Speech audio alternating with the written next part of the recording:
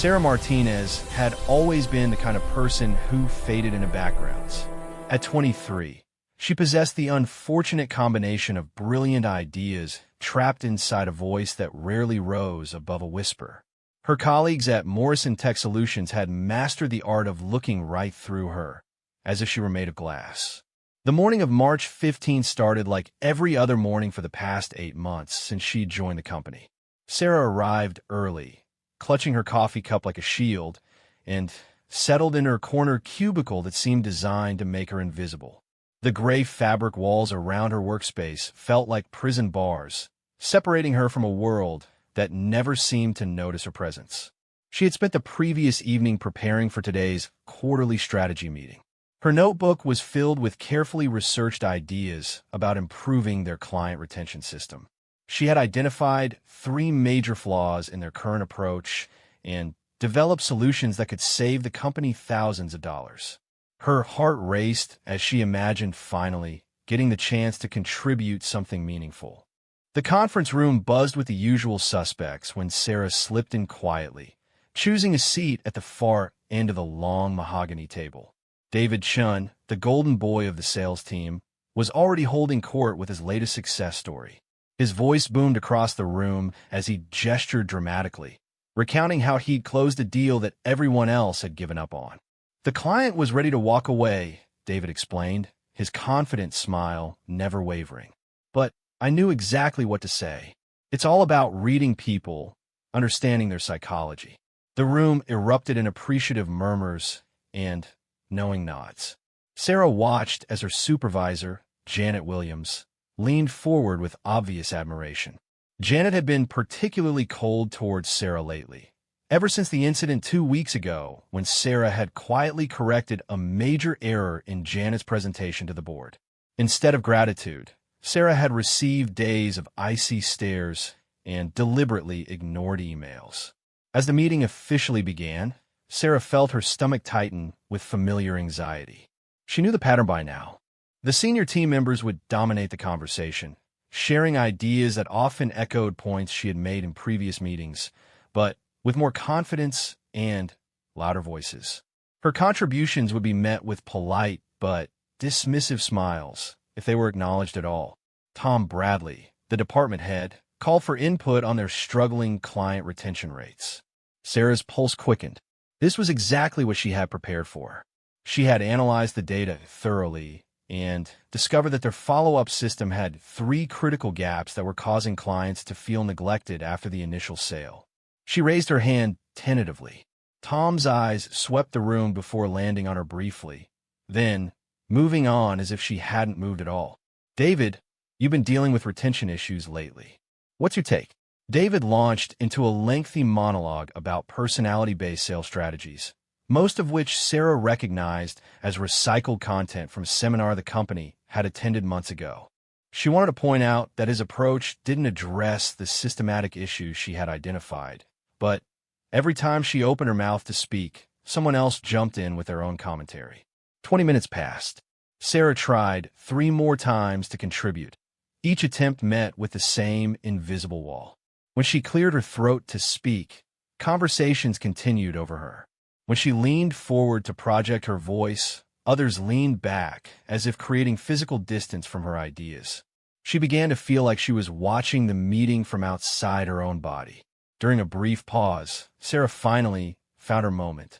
I've been analyzing our attention data, and I think there might be some systematic issues we're overlooking. Her voice came out smaller than she had intended, but she pressed on. If we look at the timeline between initial contact and follow-up. Sarah, that's nice, Janet interrupted with a patronizing tone that made Sarah's cheeks burn. But we're discussing real solutions here. Client retention is about relationship building, not spreadsheet analysis. The dismissal hit Sarah like a physical blow. She had spent hours creating those spreadsheets, uncovering patterns that no one else had noticed. Her analysis wasn't just numbers on a page. It was a roadmap to fixing their problems. But in that moment, watching Janet's condescending smile and feeling the collective indifference of her colleagues, Sarah felt herself shrinking back into her chair. David picked up where he had left off, as if Sarah had never spoken. The conversation flowed around her like water around a stone. She sat in her chair, her carefully prepared notes growing damp under her sweating palms, and felt the familiar sting of being invisible. The worst part wasn't the dismissal itself. Sarah had grown accustomed to being overlooked. The worst part was watching her ideas get recycled by others minutes later, presented with confidence, and met with enthusiasm. When Marcus from the analytics team suggested they take a deeper look at the data patterns, Tom immediately perked up with interest. When Lisa from marketing proposed examining the systematic approach to client communication, heads nodded around the room. They were saying exactly what Sarah had tried to say, but their words carried weight while hers seemed to evaporate before reaching anyone's ears. She wondered what magic formula they possessed that she lacked. Was it the volume of their voices, the authority in their posture, or was it simply that they were heard because people expected them to have something worth hearing? As the meeting dragged on, Sarah found herself studying the faces around the table. Janet's expression remained coolly professional, but Sarah caught the occasional eye roll when she thought no one was looking. David's confidence bordered on arrogance as he dominated the discussion, interrupting others mid-sentence, but never being challenged for it. Tom nodded along with whoever spoke loudest, his attention clearly elsewhere. The dynamic in the room felt like an elaborate dance that everyone knew except Sarah. There were unspoken rules about who got to speak, whose ideas mattered, and whose presence was merely tolerated. Sarah had stumbled into this dance 8 months ago, and despite her best efforts, she couldn't seem to learn the steps. She thought about her previous job at a small marketing firm, where her contributions had been valued and her voice had mattered. The transition to Morrison Tech had been meant to be a step up in her career, a chance to work with a larger team on bigger projects. Instead, it had become an exercise in professional invisibility. Her phone buzzed with a text from her roommate asking how the big meeting was going. Sarah stared at the message, unsure how to respond. How could she explain that she was sitting in a room full of people discussing solutions to problems she had already solved, but no one would listen long enough to hear her out? The meeting was supposed to end at 10:30, but it stretched well past 11 as various team members shared increasingly repetitive insights. Sarah's notebook remained full of unused ideas, her voice trapped behind the growing certainty that nothing she said would matter. She began to pack her things quietly, assuming the meeting would conclude without any further attempt at contribution from her. That's when Tom announced the agenda item that changed everything. Before we wrap up, I want to discuss the Henderson account. We're at risk of losing them, and I need fresh perspectives on how to turn this around. Sarah's head snapped up. The Henderson account was one she had been quietly tracking for weeks. She had noticed concerning patterns in their communication history and had developed a detailed strategy for re-engagement. Unlike her retention analysis, this was specific, actionable, and time-sensitive. She raised her hand again, her heart pounding with a mixture of hope and dread. This time, Tom noticed her gesture and nodded in her direction. "Sarah, you've been working on the Henderson file, haven't you?" For a moment, Sarah felt a surge of relief. Finally, an invitation to contribute. She opened her mouth to speak, her prepared thoughts organizing themselves into coherent sentences. "Yes, I've been tracking their engagement patterns, and I believe the issue stems from—" "Actually," David interrupted, leaning back in his chair with casual authority, "I think the Henderson situation is pretty straightforward. They're going through budget cuts, and we need to show them immediate ROI. It's not complicated." Several people around the table murmured agreement. Sarah tried again, her voice slightly stronger this time. "But if you look at their communication history, the budget concern is actually secondary to—" "Budget is always the primary concern," Janet cut in smoothly. "Sarah, you're overthinking this. Sometimes the simple explanation is the right one." The room buzzed with renewed discussion about budget-focused strategies. Sarah's analysis, which revealed that Henderson's real concern was feeling rushed through their implementation process, remained unheard. She had documentation proving that their complaints centered on poor project management, not cost issues. She had a solution that addressed their actual needs rather than assumed ones. But, once again, her voice disappeared into the void of collective indifference. She watched as the team developed a strategy based on incomplete information, knowing that their approach would likely accelerate Henderson's departure rather than prevent it. As the meeting finally concluded, Sarah remained seated while others filed out, chatting animatedly about their breakthrough session. She stared at her notebook, at the pages of insights that had never seen daylight, and felt something inside her crack. This wasn't just about being shy or needing to speak up more.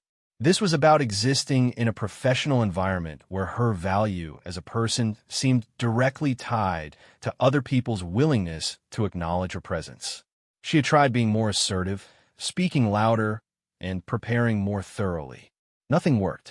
Walking back to her cubicle, Sarah passed by the break room, where several of her colleagues were continuing their post-meeting discussion. Through the open door, she could hear David's voice rising above the others. The key is confidence. People respond to confidence. Sarah paused outside the door, wondering if David was right. Maybe confidence was the missing piece. Maybe she needed to project more authority, speak with more certainty, take up more space in conversations.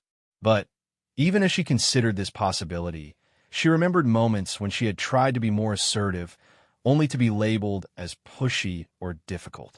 It seemed like a game where the rules changed depending on who was playing. David's interruptions were seen as enthusiasm.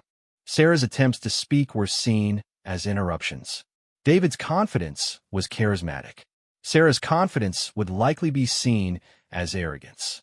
She settled in her chair and opened her computer, trying to refocus on her daily tasks. But her mind kept returning to the meeting, to the feeling of being simultaneously present and absent, physically there but professionally invisible. Her email inbox contained the usual flood of messages, including one from Tom marked urgent, about developing a strategy for the Henderson account. Sarah stared at the subject line, knowing she could solve this problem in a matter of hours if anyone would listen. Instead, she watched as a reply-all chain began, with various team members offering suggestions that danced around the real issues. The afternoon stretched endlessly as Sarah worked on routine tasks, while her mind churned with frustration. She had joined this company with high hopes and genuine enthusiasm for contributing to meaningful projects. Instead, she found herself in a professional limbo where her skills were wasted and her potential remained untapped. As 5 o'clock approached, Sarah began gathering her things, looking forward to escaping the suffocating atmosphere of the office. She was stuffing her notebook in her bag when her computer chimed with a new email notification. The message was from Dr. Elena Rodriguez, the external consultant who had been brought in to assess the company's operational efficiency. Sarah had heard about Dr. Rodriguez, but had never interacted with her directly. The subject line read, "Input requested for client retention analysis." Sarah opened the email with curiosity. Dr. Rodriguez was requesting detailed insights from various team members about their observations regarding client satisfaction and retention challenges. Unlike the meeting that morning, this was a request for written analysis, where Sarah's ideas could be evaluated based on merit rather than presentation style. For the first time all day, Sarah felt a spark of hope. Maybe this was her chance to finally contribute something meaningful, to show that she had valuable insights despite her struggle to be heard in group settings. She began typing her response, pouring her carefully researched observations into a comprehensive analysis. As she worked, Sarah didn't realize that her detailed response would soon reach someone who actually listened to good ideas, regardless of who presented them. She didn't know that Dr. Rodriguez had a reputation for recognizing overlooked talent and amplifying voices that had been systematically silenced. She simply focused on articulating her thoughts clearly and thoroughly, unaware that she was about to encounter someone who would change everything with 3 simple words. Let her finish. Dr. Elena Rodriguez had built her career on finding patterns that others missed. As an organizational efficiency consultant, she had walked into boardrooms across 3 continents, armed with nothing but sharp observation skills and an ability to see through corporate theater.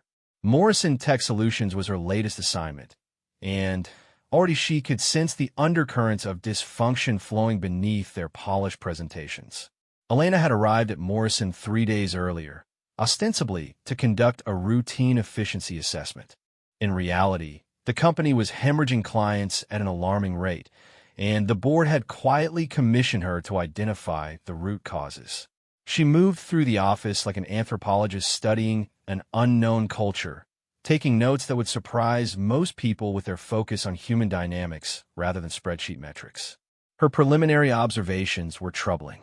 The company seemed to operate on an informal hierarchy that had little correlation with actual competence. Voices were heard based on volume rather than value.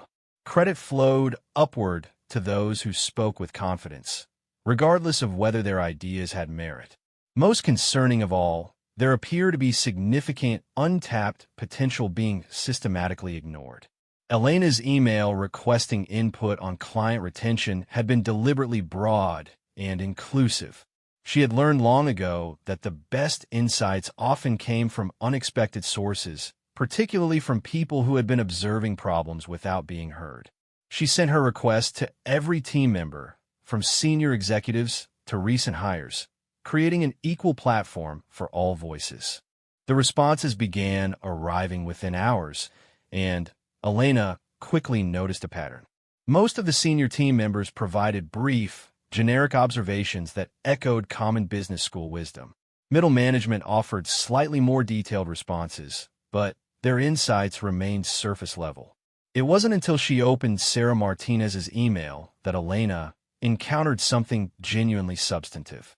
Sarah's response was a masterpiece of analytical thinking. She had identified specific patterns in client communication, documented timeline correlations between service delivery and satisfaction scores, and proposed targeted solutions for each identified problem. More impressive than the thoroughness of her analysis was the clarity of her thinking. Sarah hadn't just collected data. She had interpreted it in ways that revealed systematic issues others had missed. Elena read Sarah's email twice, then cross-referenced her observations with the company's performance metrics. Every point Sarah had made was supported by the data Elena had independently gathered. This junior team member had not only identified the core problems, but had developed practical solutions that could be implemented immediately. Intrigued, Elena spent the next morning quietly observing team meetings and informal interactions. She wanted to understand how someone with such obvious analytical skills fit into the company's social ecosystem. What she discovered confirmed her worst suspicions about Morrison's dysfunctional culture. During a marketing strategy session, Elena watched Sarah attempt to contribute to discussions 3 separate times. Each attempt was met with subtle but unmistakable dismissal. Colleagues spoke over her, interrupted her mid-sentence, or acknowledged her input with a kind of patronizing politeness that was somehow worse than outright rudeness. Elena recognized the dynamic immediately. She had seen it countless times in her consulting work. Brilliant individuals rendered invisible by organizational cultures that valued confidence over competence. Sarah wasn't being ignored because her ideas lacked merit. She was being ignored because she hadn't learned to perform authority in ways the group recognized and respected. The breaking point came during Elena's second week at Morrison, when she was invited to observe a crucial client strategy meeting. The Henderson account was indeed in jeopardy, just as Sarah had indicated in her email. The client had expressed serious concerns about their ongoing relationship with Morrison, and the meeting was supposed to generate solutions for salvaging the partnership. Elena positioned herself in a corner of the conference room where she could observe both the meeting dynamics and individual reactions. She carried her usual notebook, filled with observations that most people assumed were related to operational efficiency. In reality, she was documenting a case study in organizational dysfunction. Tom Bradley opened the meeting by outlining the crisis with characteristic urgency. Henderson Industries represented a significant portion of Morrison's annual revenue, and losing them would trigger layoffs and budget cuts across the entire company. The stakes couldn't be higher. "We need innovative thinking here," Tom announced, scanning the room with the desperate energy of someone whose job depended on the next hour's outcomes. "Henderson's concerns are multifaceted, and we need to address every angle." David Chun immediately launched into his standard approach, emphasizing the need to demonstrate immediate return on investment. His presentation was confident and well-rehearsed, hitting all the expected talking points about value propositions and competitive advantages. Elena noticed several people nodding approvingly, despite the fact that David's suggestions directly contradicted the feedback Henderson had actually provided. Janet Williams followed with her own analysis, focusing on relationship management strategies that would strengthen personal connections between Morrison's team and Henderson's executives. Her recommendations were sophisticated but completely missed the operational concerns that Henderson had explicitly raised. Elena glanced at Sarah, who was sitting at the far end of the table with her notebook open. Sarah's body language screamed frustration as she listened to solutions that addressed peripheral issues while ignoring the core problems. Elena could practically see Sarah's internal struggle between the desire to contribute and the learned helplessness that came from months of being systematically ignored. Marcus from Analytics presented data visualizations that looked impressive, but analyzed the wrong metrics. Lisa from Marketing proposed communication strategies that would actually exacerbate Henderson's feelings of being rushed through their implementation process. Each presentation received thoughtful consideration and positive feedback, despite addressing symptoms rather than causes. Elena checked her watch. 45 minutes had passed, and not a single person had mentioned the implementation timeline concerns that Henderson had clearly articulated in their most recent feedback. The room was full of intelligent people developing elaborate solutions to problems that didn't exist while ignoring the actual issues that were driving their client toward the exit. Sarah raised her hand tentatively. Elena leaned forward, curious to see if anyone would finally address the real concerns. Tom nodded in Sarah's direction with the distracted attention of someone going through the motions of inclusivity. "I think we might be missing some key points about Henderson's actual concerns," Sarah began, her voice steady despite the obvious nervousness. "If you look at their communication history over the past 3 months, their complaints aren't really about ROI or relationship issues. They've consistently expressed frustration with our implementation timeline and the feeling that they're being rushed through processes without adequate support." Elena felt a surge of satisfaction. Finally, someone was addressing the core issues. Sarah continued, gaining confidence as she spoke. "They've mentioned in 3 separate emails that they feel like we're prioritizing our project timelines over their operational needs. I've drafted a revised implementation schedule that would address their concerns while still meeting our delivery commitments." The room fell silent. Elena watched the faces around the table, noting the subtle expressions of annoyance and dismissal. Janet's eye roll was barely perceptible, but unmistakable. David's posture shifted to signal impatience. Tom's attention had already begun drifting toward his phone. "Sarah," Janet said with a tone that managed to be both condescending and professional, "Henderson is a sophisticated client. They understand that efficiency requires adhering to proven timelines. Slowing down our implementation process would send the wrong message about our capabilities." Elena's jaw tightened. Janet had just dismissed the client's explicitly stated concerns based on her own assumptions about what the client should want rather than what they had actually requested. It was a perfect example of the arrogance that was destroying Morrison's client relationships. Sarah tried again, pulling out a printed email. But in their feedback from last Tuesday, they specifically said that they felt rushed and unsupported. Here's the exact quote: "We appreciate Morrison's efficiency, but we need more time to integrate each phase of the implementation before moving to the next step." David cut her off with a dismissive wave. "Clients always say they want to slow things down, but what they really want is results. If we start hand-holding every client through every step of the process, we'll lose our competitive edge." Elena felt her professional composure beginning to crack. David was arguing against direct client feedback based on his own theories about what clients really wanted. It was exactly the kind of thinking that had created this crisis in the first place. Sarah made one more attempt. I've actually spoken with Henderson's project manager, and she confirmed that their primary concern is feeling like they don't have adequate time to provide feedback before we move to the next implementation phase. I've developed a modified timeline that addresses their concerns while maintaining our overall delivery schedule. Sarah, please, Tom interrupted, his tone suggesting that her persistence was becoming an annoyance. We appreciate your attention to detail, but we need to focus on big-picture solutions here. Henderson's concerns are symptomatic of broader relationship management issues. Elena had heard enough. She closed her notebook and stood up, her movement drawing immediate attention from everyone in the room. As an external consultant, her presence commanded automatic respect in ways that Sarah's insights never could. "Excuse me," Elena said, her voice carrying the authority that came from years of walking into hostile boardrooms and demanding accountability. "I've been observing this discussion with great interest, and I have some concerns about the direction we're taking." The room's energy shifted instantly. Tom straightened in his chair, Janet's condescending smile disappeared, and David's confident posture became more attentive.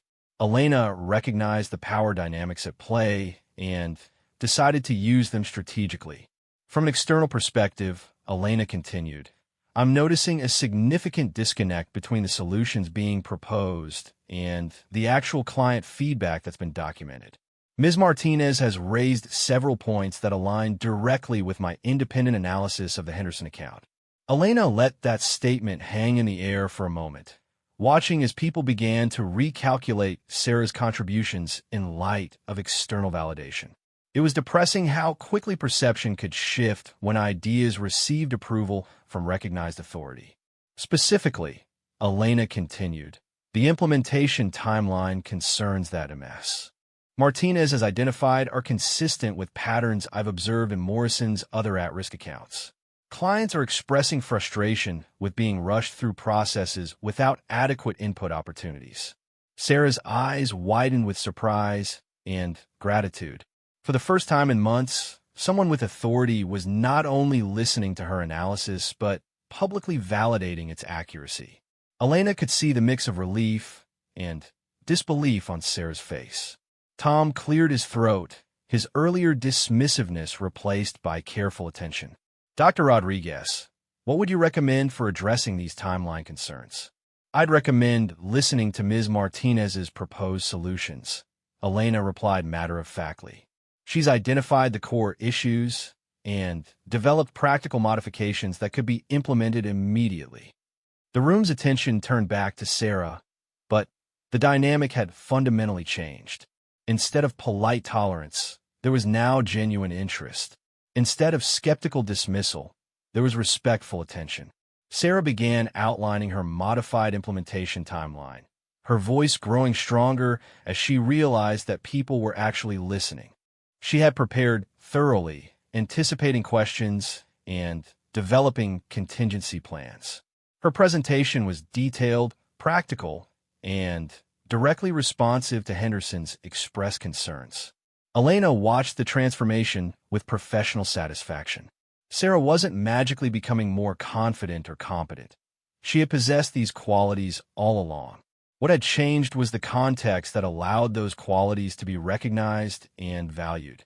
As Sarah concluded her presentation, Elena noticed something else. The solutions were genuinely excellent. Sarah hadn't just listened to client feedback. She had synthesized it with operational realities to create strategies that served everyone's interests. Her timeline modifications would address Henderson's concerns while actually improving efficiency for future implementations. Tom was nodding thoughtfully, and even Janet looked grudgingly impressed. David had the slightly stunned expression of someone realizing they had been consistently wrong about something important. "This is exactly the kind of client-focused thinking we need," Tom said, his enthusiasm now genuine rather than performative. "Sarah, Can you have a detailed implementation plan ready by tomorrow morning? I already have one prepared, Sarah replied, producing a folder that Elena suspected had been sitting and used in Sarah's bag for weeks. I've been working on this since I first noticed the pattern in Henderson's feedback. Elena smiled slightly. Sarah had been developing solutions while others had been developing excuses. She had been listening to clients while others had been listening to their own assumptions. Most importantly, she had been thinking systematically while others had been thinking reactively. The meeting concluded with Sarah's timeline being adopted as the official strategy for salvaging the Henderson account. People who had ignored her for months were now asking detailed questions about her methodology and requesting copies of her analysis. As the room emptied, Elena approached Sarah, who was packing her materials with the careful movements of someone still processing what had just happened. "Excellent analysis," Elena said simply. "Your insights about implementation timelines apply beyond just Henderson. I'd like to schedule a follow-up conversation about broader applications." Sarah looked up with an expression of pure gratitude. "Thank you," she said quietly. "I've been trying to make these points for months." "I know," Elena replied. "I've been watching." Elena left the conference room with a clear understanding of Morrison's central problem. The company wasn't failing because it lacked talent or expertise. It was failing because its culture systematically silenced the voices that could solve its problems. Sarah Martinez was just one example of overlooked potential, but her case illustrated the broader dysfunction that was destroying the organization from within. That evening, Elena worked late in her temporary office, developing recommendations that would address both operational inefficiencies and cultural barriers to innovation. Her report would highlight the need for structural changes that amplified overlooked voices and challenged existing power dynamics. But she also knew that real change would require more than policy recommendations. It would require individuals like Sarah to find their own voices and authorities like herself to create spaces where those voices could be heard. The Henderson account was just the beginning. Elena had bigger plans for exposing the talent that Morrison had been wasting and the potential that had been hidden in plain sight. The success with the Henderson account created ripples throughout Morrison Tech Solutions that no one had anticipated. Within 48 hours of implementing Sarah's modified timeline, Henderson's project manager called Tom Bradley personally to express their satisfaction with the new approach. For the first time in months, Henderson was praising Morrison's responsiveness and client-focused thinking. Word of the turnaround spread quickly through the office.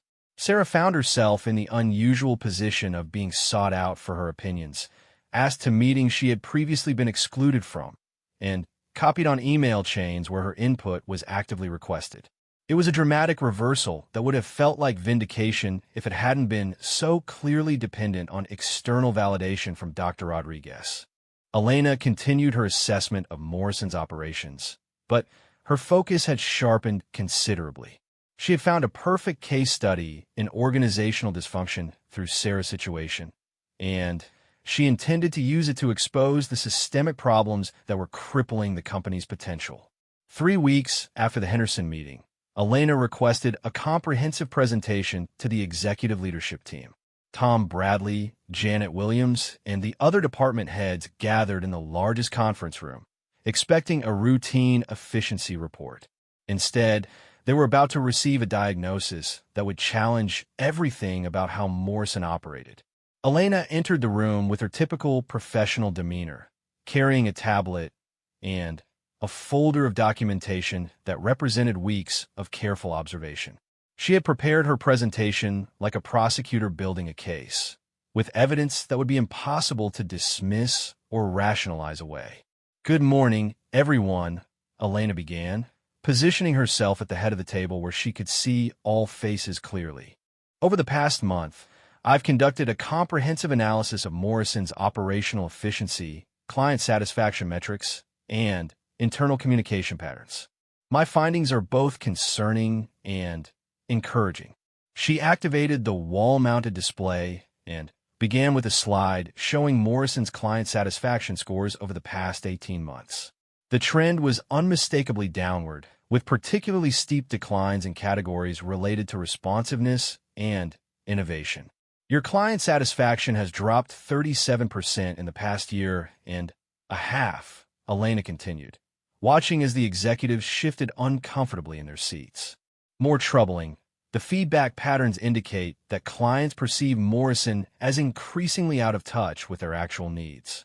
Tom leaned forward, his expression serious. Dr. Rodriguez, we've been working hard to address these issues.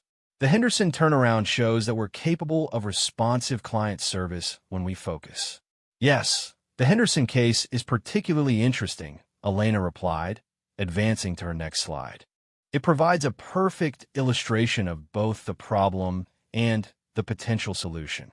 The new slide displayed a timeline of the Henderson account crisis, from initial warning signs through the successful resolution. Elena had documented every meeting, every proposed solution, and every missed opportunity to address the real issues. For 3 months, Henderson Industries provided clear feedback about their concerns with implementation timelines, Elena explained, using a laser pointer to highlight specific data points. For 3 months, that feedback was either ignored or misinterpreted by senior team members who preferred their own theories about client motivations over actual client communication. Janet shifted in her chair, recognizing the implicit criticism. Dr. Rodriguez, sometimes client feedback needs to be interpreted through the lens of business strategy. Clients don't always understand the broader implications of their requests. Elena paused, letting Janet's comment hang in the air before responding. Ms. Williams, that attitude is exactly the problem I'm here to address. Henderson's feedback wasn't ambiguous or unrealistic. They explicitly requested modified timelines that would allow for more client input during implementation phases. This was a reasonable request that could have been easily accommodated. She advanced to the next slide, which showed a comparison between the solutions proposed by senior team members and the solution ultimately implemented by Sarah Martinez. The contrast was stark and undeniable. Senior team members developed elaborate strategies for relationship management and ROI demonstrations, Elena continued. Meanwhile, the actual solution that saved the account came from a junior team member who simply listened to what the client was saying and responded accordingly. David Chun shifted uncomfortably, recognizing his own failed proposals in Elena's presentation. Sometimes junior team members have the advantage of being closer to the operational details, he offered defensively. Mr. Chun, that brings me to the central point of my findings, Elena replied, her voice taking on a sharper edge. Morrison Tech Solutions has a systemic problem with utilizing its human resources effectively. Specifically, this organization consistently undervalues analytical thinking while overvaluing confident presentation. She clicked to a slide that made several people in the room visibly uncomfortable. It was a chart showing the correlation between meeting participation rates and actual problem-solving success rates among team members. The data revealed that the people who talked most in meetings were least likely to develop effective solutions to client problems. Ms. Sarah Martinez has consistently demonstrated superior analytical skills and client-focused thinking, Elena continued. Yet until external validation was provided, her contributions were systematically dismissed or ignored by senior team members. Tom cleared his throat, attempting to regain control of the narrative. Dr. Rodriguez, we value all our team members. Sometimes communication styles need to be developed, but that doesn't mean we don't appreciate diverse contributions. Elena's expression remained professionally neutral, but her tone became more direct. Mr. Bradley, I observed Ms. Martinez's attempt to contribute to meetings 17 times over the past month. In 16 of those instances, she was interrupted, dismissed, or ignored. The one time her input was heard and implemented, it saved your largest client relationship. The room fell silent. Elena had documented the pattern with the kind of precision that made denial impossible. She wasn't making subjective observations about workplace dynamics. She was presenting quantifiable data about systematic exclusion. The question, Elena continued, is whether Morrison wants to continue operating in a way that wastes its most valuable analytical resources, or whether leadership is prepared to make structural changes that optimize talent utilization. Janet attempted a different defense. Dr. Rodriguez, Ms. Martinez is certainly talented, but senior team members bring experience and strategic perspective that junior staff may not possess. Elena was ready for this objection. She clicked to her next slide, which showed a comparison of proposed solutions from various team members across multiple client challenges over the past 6 months. Sarah's proposed solutions had consistently been more accurate and effective than those from senior staff. Ms. Williams' experience and strategic perspective are valuable when they lead to better outcomes, Elena replied. However, my analysis shows that Ms. Martinez's solutions have been more effective than senior team proposals in 83% of comparable situations. The data was overwhelming and undeniable. Elena had systematically documented how Morrison's informal hierarchy was actively counterproductive to business success. The organization was structured to amplify the voices least likely to solve problems, while silencing the voices most likely to identify solutions. Elena advanced to her final analytical slide, which showed the correlation between Morrison's declining client satisfaction and its pattern of ignoring input from analytically strong but socially marginalized team members. Morrison's client satisfaction crisis isn't caused by lack of talent or expertise, Elena concluded. It's caused by organizational dynamics that prevent the most effective problem solvers from contributing to solutions. The room remained uncomfortably quiet as Elena's findings sank in. She had presented a compelling case that Morrison's leadership structure was not only unfair, but actively destructive to business outcomes. Tom finally broke the silence. Dr. Rodriguez, what recommendations do you have for addressing these issues? Elena had been preparing for this question since her first week at Morrison. Her recommendations would be radical by the company's current standards, but they were necessary for survival in an increasingly competitive market. My first recommendation is implementing structured communication protocols that ensure all team members have equal opportunity to contribute to problem-solving discussions, Elena began. This means creating formal processes that prevent interruption and dismissal of contributions based on social dynamics rather than merit. She outlined a series of specific changes: rotating meeting facilitation responsibilities, implementing written input processes for complex problems, establishing evaluation criteria based on solution effectiveness rather than presentation confidence. My second recommendation is conducting a comprehensive review of current project assignments and decision-making responsibilities, Elena continued. Team members should be assigned roles based on demonstrated competence rather than tenure or social positioning. Janet looked skeptical. Dr. Rodriguez's experience and relationship management skills are crucial for client-facing roles. We can't simply reassign responsibilities based solely on analytical abilities. Ms. Williams, I'm not suggesting that analytical skills are the only consideration, Elena replied. I'm suggesting that analytical skills should be a primary consideration, particularly for roles that involve problem-solving and strategic planning. Elena's third recommendation was perhaps the most challenging for Morrison's current leadership structure.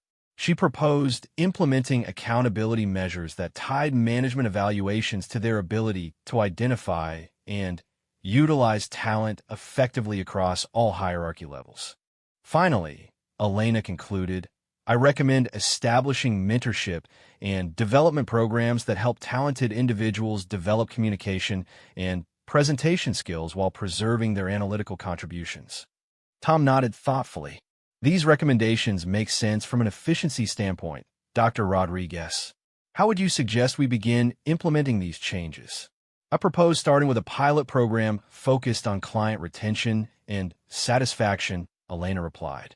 Ms. Martinez should be appointed as the lead analyst for client feedback integration, with authority to convene cross-functional teams and implement responsive solutions. The suggestion sent visible shock waves through the room. Elena was essentially proposing that Sarah be given authority over senior team members for client satisfaction initiatives.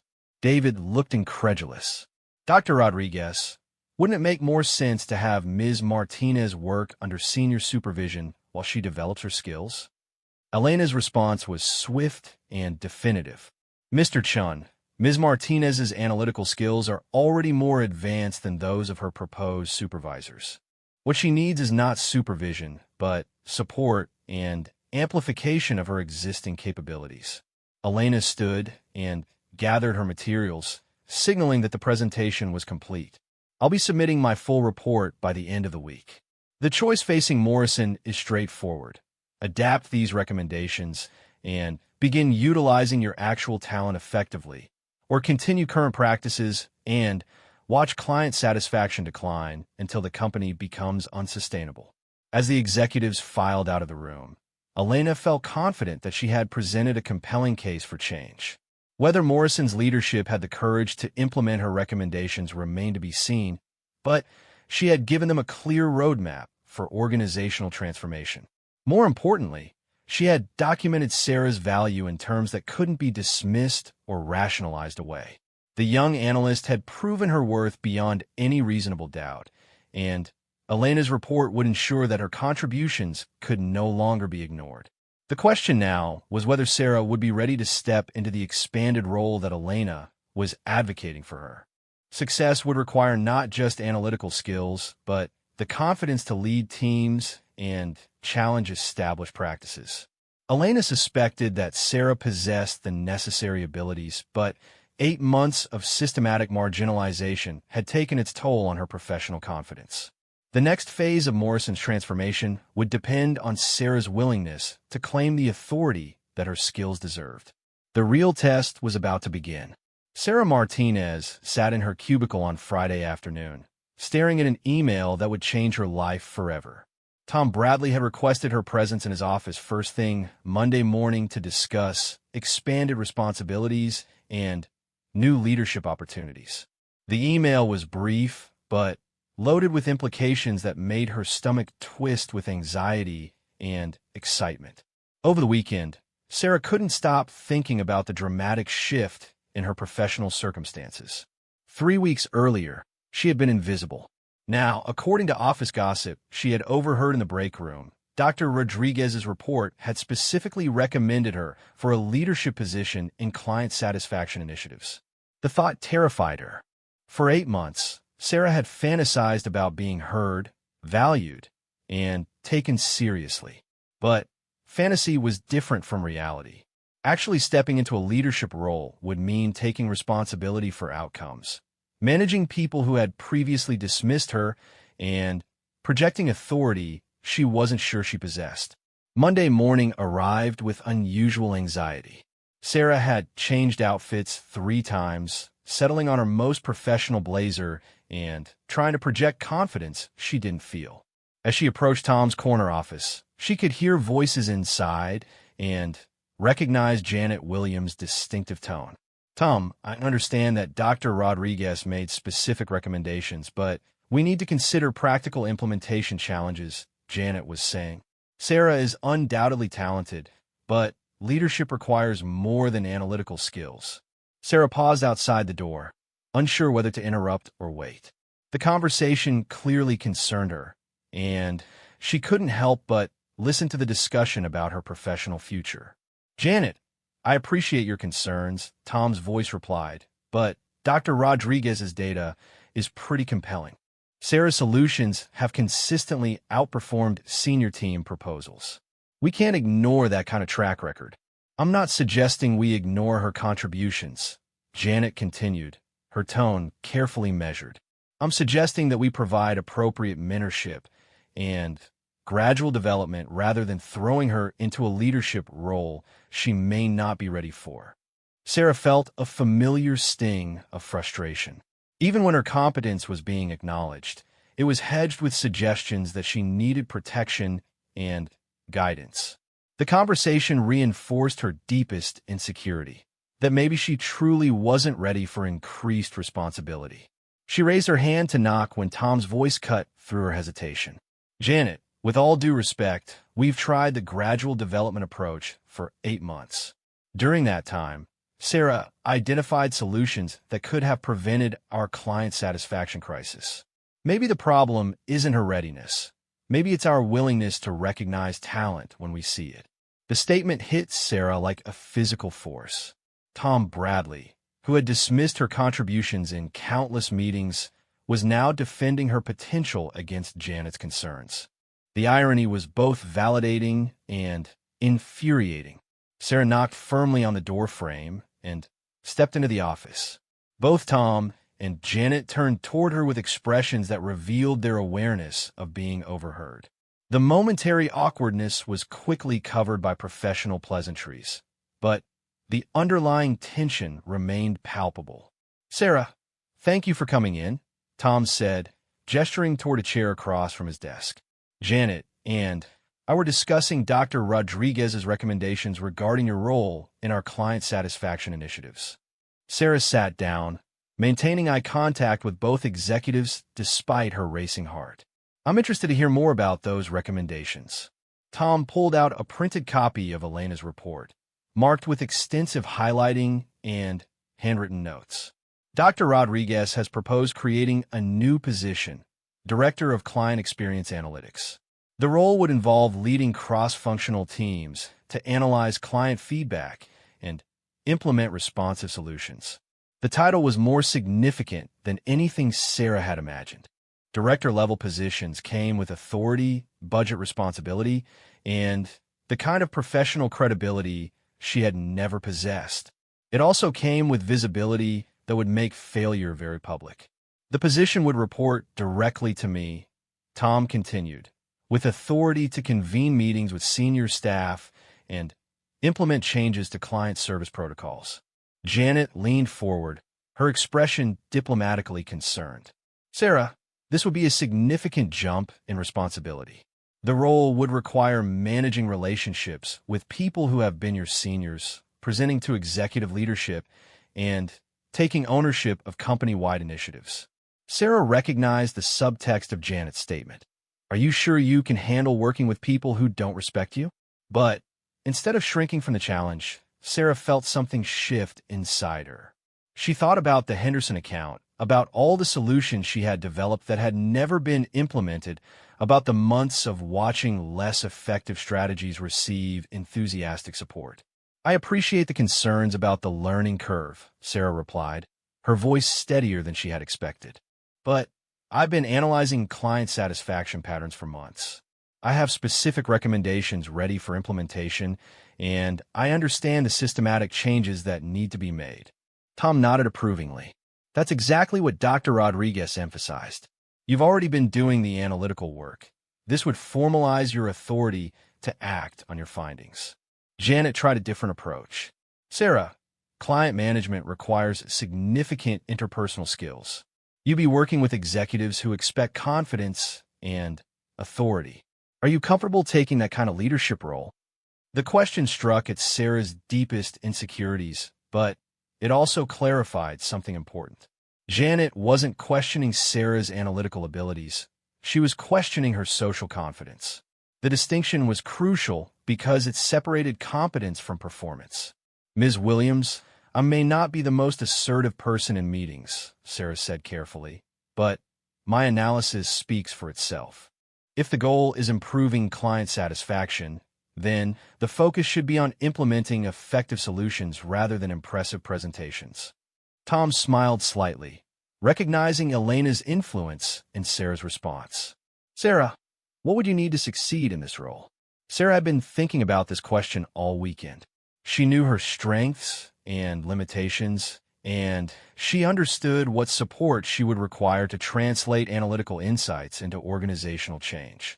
"I'd need authority to implement changes without requiring approval from people who haven't analyzed the underlying data," Sarah said. "I'd also need access to client feedback without having it filtered through interpretations by other team members." Janet looked skeptical.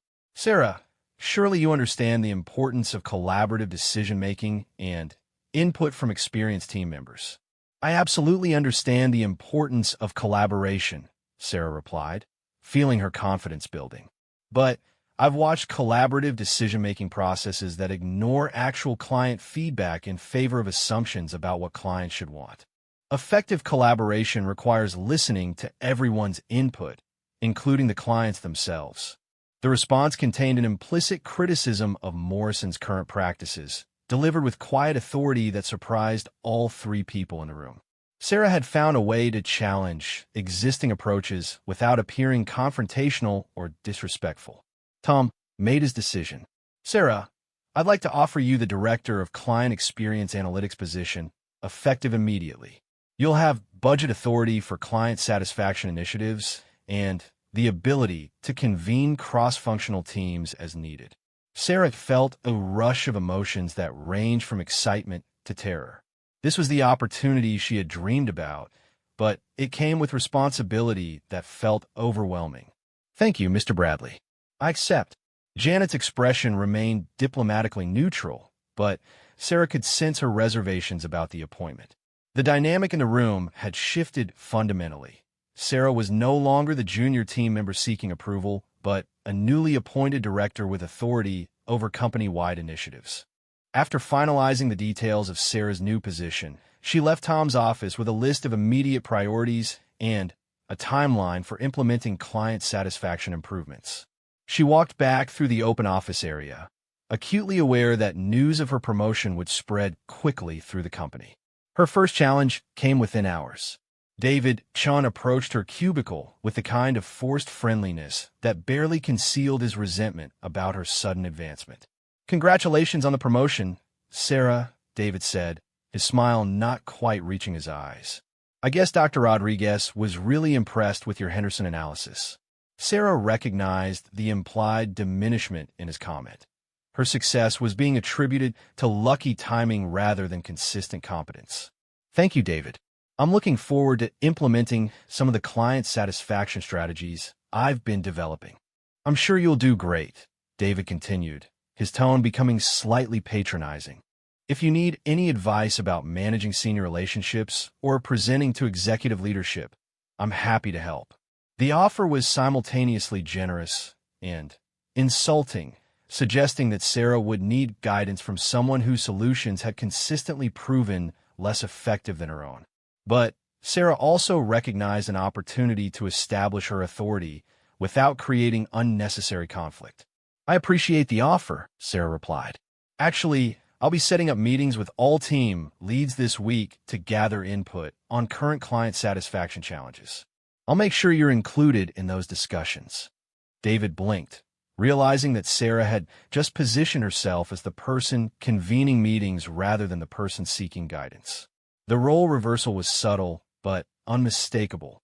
Sarah spent the rest of the day developing an action plan for her first 30 days as director. She had been thinking about client satisfaction improvements for months, and now she finally had the authority to implement changes that could make a real difference. Her first initiative would be a comprehensive review of client feedback patterns across all major accounts. She had identified systematic issues that went far beyond individual relationship management problems, and she intended to document them with the same precision that Elena had used in her organizational assessment. Her second priority was establishing direct communication channels with client project managers. Too much valuable feedback was being lost in translation as it passed through multiple layers of Morrison's internal hierarchy. Most importantly, Sarah planned to implement the modified timeline approach that had saved the Henderson account across all client implementations. She had already calculated that the changes would improve client satisfaction while actually reducing overall project completion times. As she worked through her plans, Sarah felt a growing sense of professional confidence that was entirely new.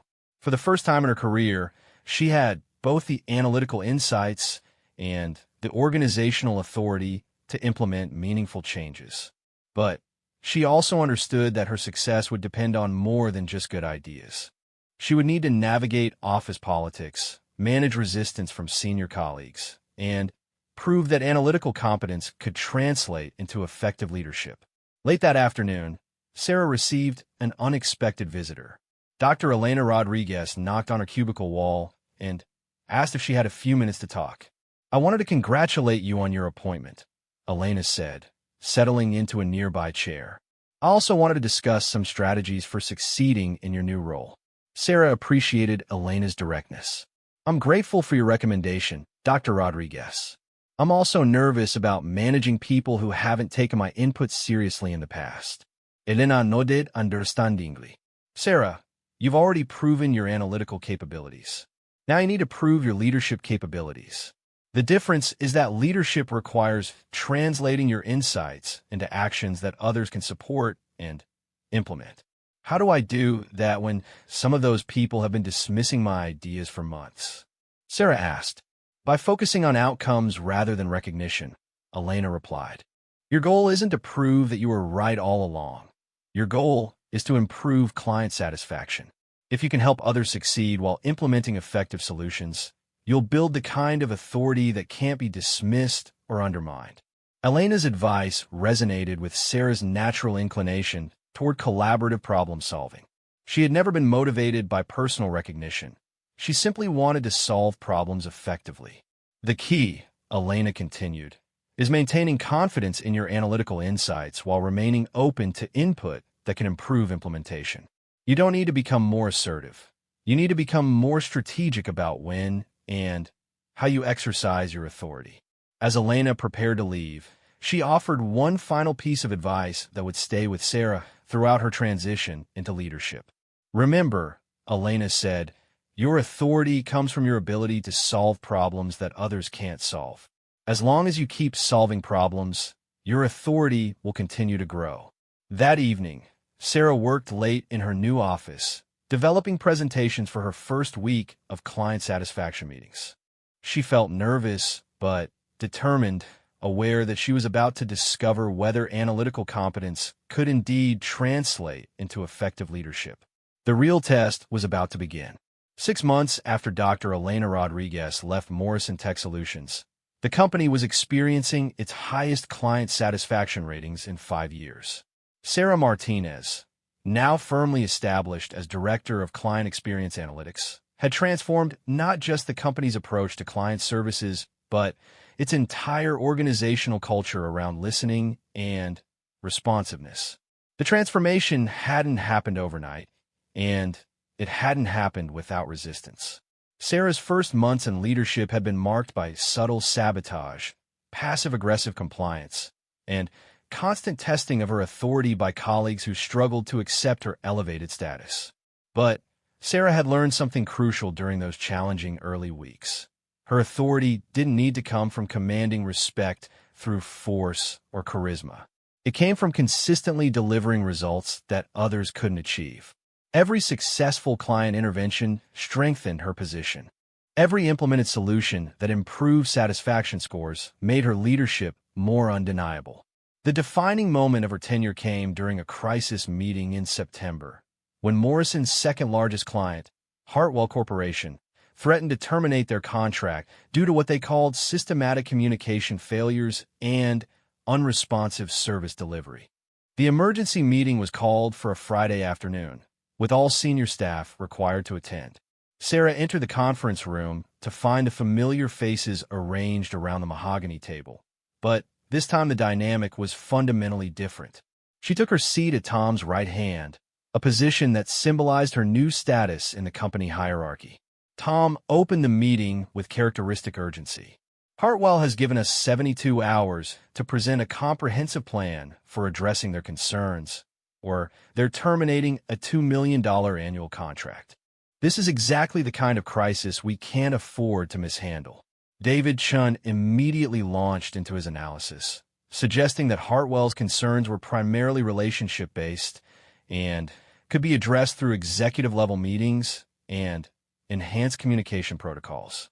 His presentation was polished and confident, hitting familiar themes about relationship management and strategic partnerships. Janet Williams followed with her own recommendations, focusing on service delivery improvements that would demonstrate Morrison's commitment to excellence. Her proposals were sophisticated but addressed operational symptoms rather than underlying communication problems. Sarah listened carefully to both presentations, noting that neither had actually analyzed Hartwell's specific complaints or addressed the particular issues they had raised. She reviewed her own analysis, which revealed patterns that aligned with problems Morrison had already solved for other clients. When Tom asked for her assessment, Sarah stood and activated the presentation screen. Her analysis was comprehensive and data-driven, revealing that Hartwell's complaints centered on the same implementation timeline issues that had nearly cost Morrison the Henderson account months earlier. Hartwell's feedback indicates they feel rushed through project phases without adequate time for input and adjustment, Sarah explained, displaying specific examples from their communication history. They've mentioned feeling like their concerns are acknowledged, but not actually incorporated into service delivery. She outlined a modified approach that would address Hartwell's specific concerns while maintaining project efficiency. Her recommendations were detailed, practical, and directly responsive to the issues Hartwell had actually raised rather than assumptions about what they might want. As Sarah concluded her presentation, she noticed David shifting impatiently in his seat. When she opened the floor for questions, he immediately jumped in with objections. "Sarah, I think you're overthinking this," David said, his tone carrying the patronizing edge that had once silenced her completely. "Hartwell is a sophisticated client. They understand that efficiency requires streamlined processes. If we start customizing every timeline for every client preference, we'll lose our competitive advantage." Sarah felt a familiar flutter of anxiety as David's confident dismissal filled the room. For a moment, she was transported back to those early meetings where her input had been systematically marginalized and dismissed. But this time was different. This time, she had months of proven success behind her recommendations. "David, I understand your concern about maintaining efficiency," Sarah replied, her voice steady and professional. "But Hartwell's complaints are identical to patterns we identified in the Henderson account, and 3 other clients who initially expressed satisfaction concerns." She clicked to her next slide, showing outcome data from implementations where her modified timeline approach had been used. Client satisfaction scores were consistently higher, and actual completion times were often shorter due to reduced revision cycles. David wasn't finished. "But, Sarah, we can't set a precedent of accommodating every client request that might compromise our operational standards. Sometimes leadership means making decisions that clients might not initially understand, but that serve their long-term interests." The comment carried implicit criticism of Sarah's client-focused approach, suggesting that her solutions were naive accommodations rather than strategic business decisions. It was exactly the kind of authoritative dismissal that had once made Sarah doubt her own analytical insights. But this time, Sarah had data to support her position and confidence built on months of successful implementations. More importantly, she had learned something crucial about exercising authority. It wasn't about matching David's volume or confidence. It was about demonstrating superior understanding of the actual problems. "David, I appreciate your perspective on operational standards," Sarah replied calmly. "However, our operational standards should serve client satisfaction, not the other way around. When our standards consistently create client dissatisfaction, we need to examine whether those standards are actually effective." David's expression showed frustration with Sarah's unwillingness to defer to his experience and seniority. He tried a more direct approach. "Sarah, you've had some successes with client modifications, but we need to consider broader strategic implications here. Hartwell is testing our boundaries, and if we appear willing to customize everything for every complaint, we'll encourage more demands for special treatment." The room fell silent as David's challenge hung in the air. Sarah recognized the moment as a test of her authority and analytical confidence. David was essentially arguing that client feedback should be managed rather than addressed, that Morrison's processes were more important than client satisfaction. She also recognized something else. David was making the same mistake that had created Morrison's client satisfaction crisis in the first place. He was prioritizing his theories about what clients should want over actual client communication about what they did want. Tom leaned forward, clearly interested in how Sarah would respond to David's challenge. The entire room was watching to see if the quiet analyst who had been promoted over more senior colleagues could hold her ground against experienced pushback. Sarah felt a moment of clarity that crystallized months of learning about leadership and authority. She didn't need to match David's aggressive confidence or dismiss his concerns. She needed to demonstrate why her approach was more effective for achieving Morrison's actual goals. David raises an important strategic point, Sarah began, acknowledging his input while preparing to redirect the conversation. The question is whether our goal is maintaining operational convenience or maximizing client satisfaction and retention. She clicked to a new slide showing Morrison's client retention rates before and after implementing her modified approaches. The improvement was dramatic and undeniable. Since implementing timeline modifications based on specific client feedback, our retention rates have improved 43%, Sarah continued. More importantly, clients who receive modified timelines report higher satisfaction scores and are more likely to expand their contracts. David attempted to interrupt, but Tom raised his hand to let Sarah continue. The gesture was small, but significant, indicating that Tom valued Sarah's complete analysis over David's instinctive objections. The strategic question isn't whether we should accommodate client requests, Sarah continued. The strategic question is whether our operational processes should be designed to maximize client success or internal convenience. Sarah's response had reframed the entire debate. Instead of defending her client-focused approach against David's efficiency concerns, she had positioned client focus as the obviously superior business strategy. David's objections suddenly seemed defensive rather than strategic. Janet tried to find middle ground.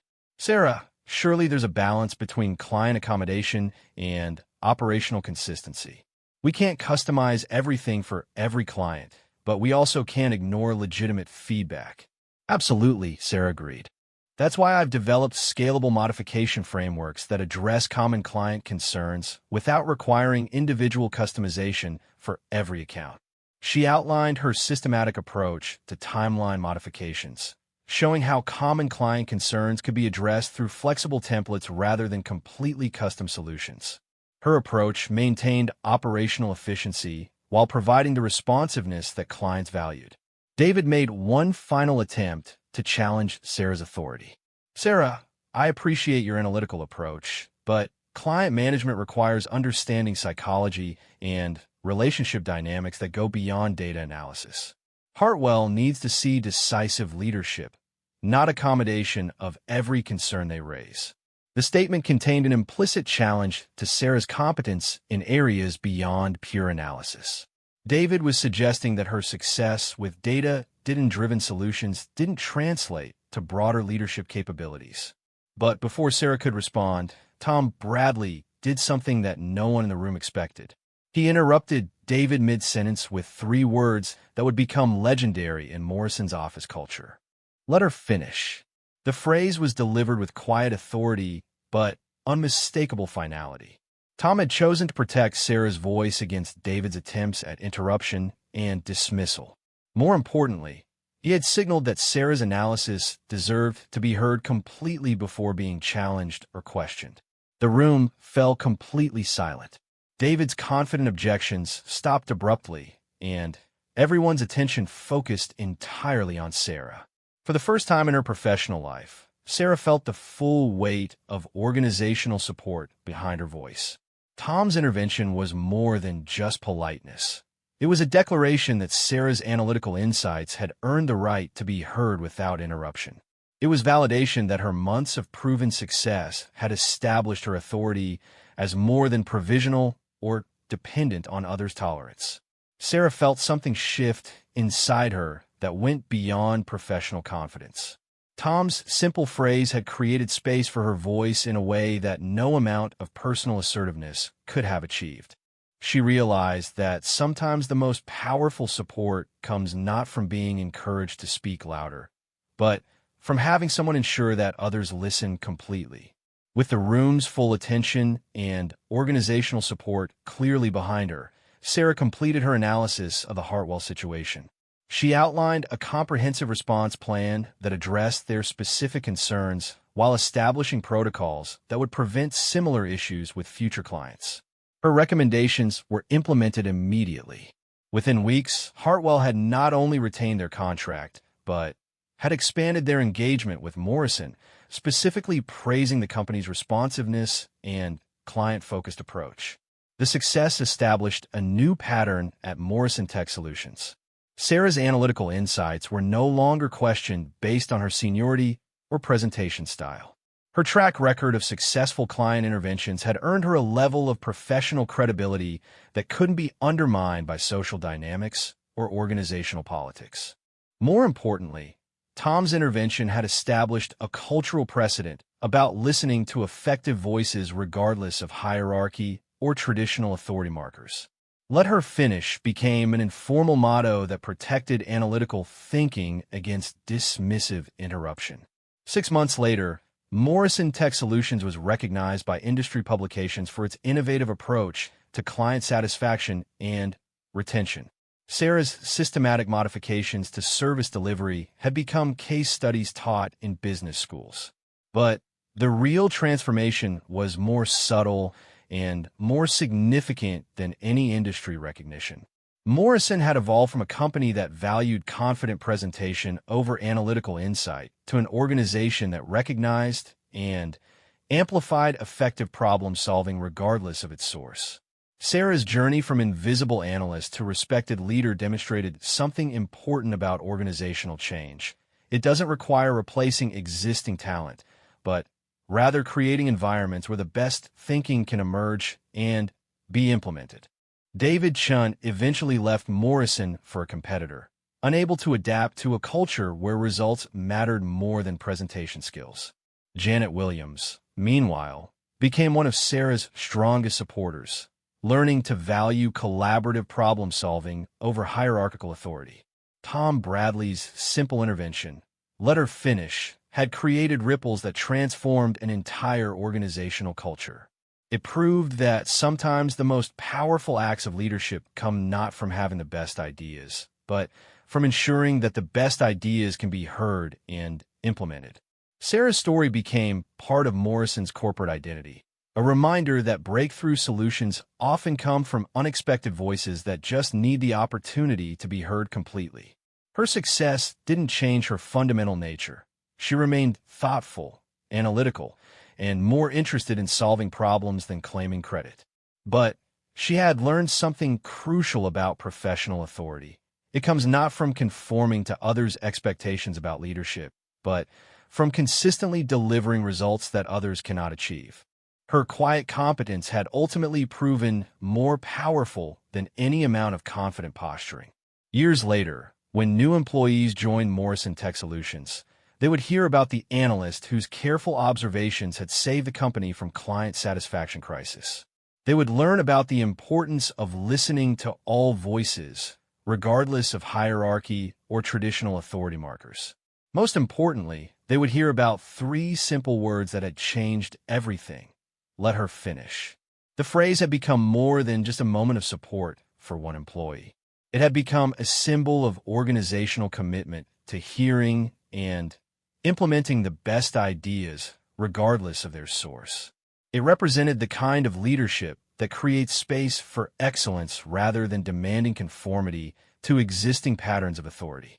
Sarah's transformation from invisible to indispensable had required not just her own analytical skills and growing confidence, but an organizational willingness to recognize and support effective thinking wherever it emerged. Her success story became proof that the best solutions often come from the most unexpected voices, if only someone has the courage to say, "Let her finish."